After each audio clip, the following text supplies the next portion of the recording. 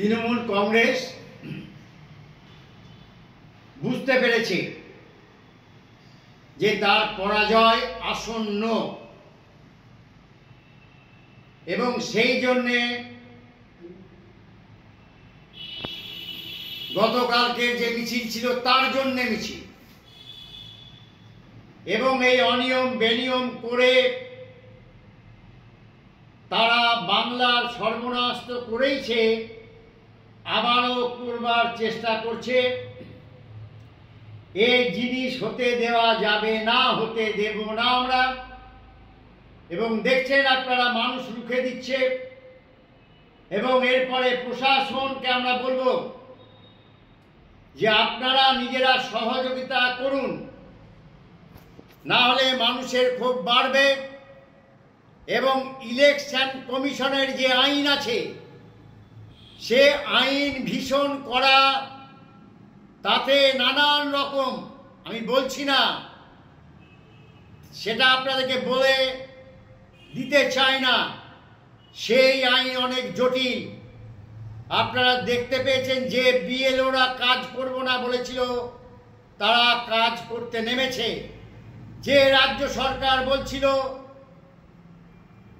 কোমরে দড়ি দিয়ে বেঁধে রাখবো, সেই রাজ্য সরকারের কেষ্টবিষ্টুরা তারা নিজেরা যেতে বাধ্য হচ্ছে। তার কারণ তারা বলেছিল এসআইআর হতে দিব না।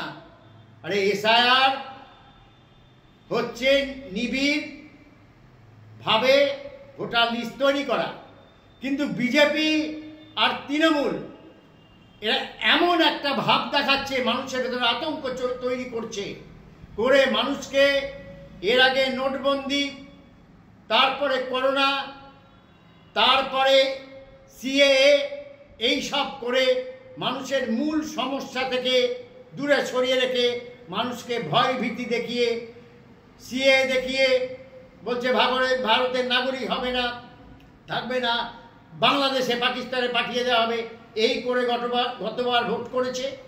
এবার এই এসআইআর আবহে তারা মানুষকে অতিষ্ঠ করছে এবং ভোট লুটপাতের যে ফন্দি ফিকির এঁটেছে তা মানুষ দেখছেন, অলরেডি রুখে দিয়েছে এবং প্রশাসনও বাধ্য হয়েছে।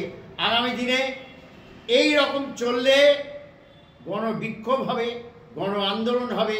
তাই নির্বাচন কমিশন, তাকে বলবো সঠিকভাবে কাজ করুন, আর যারা এই সমস্ত কাজের সঙ্গে যুক্ত থাকছেন তাদেরকে বলবো যে আপনারা এর থেকে বিরত থাকুন, না হলে বাংলায় আগুন জ্বলবে। কোনো সমস্যার জন্যে আরেকটি সহায়তার জন্য ব্যবস্থা করা হয়েছে। ভোটার লিস্টের সমস্যা এবং যদি কোনো আইনি পরামর্শ থাকে, যদি কোনো আইনি দরকার হয়, নিখরচায় করানোরও ব্যবস্থা চালু হলো আজ থেকে। কোনো আইনি জটিলতা থাকলে সেটা বিনা পয়সায়, নিখরচায় সাহায্য করা হবে। শুধু ফোন করতে হবে এই নাম্বারে।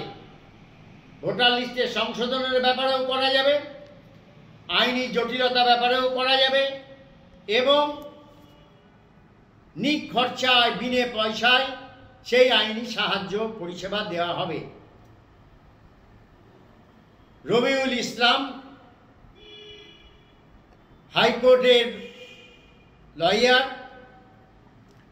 Phone number 9830352554।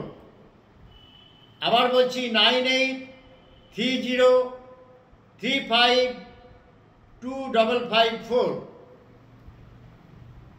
9830352554,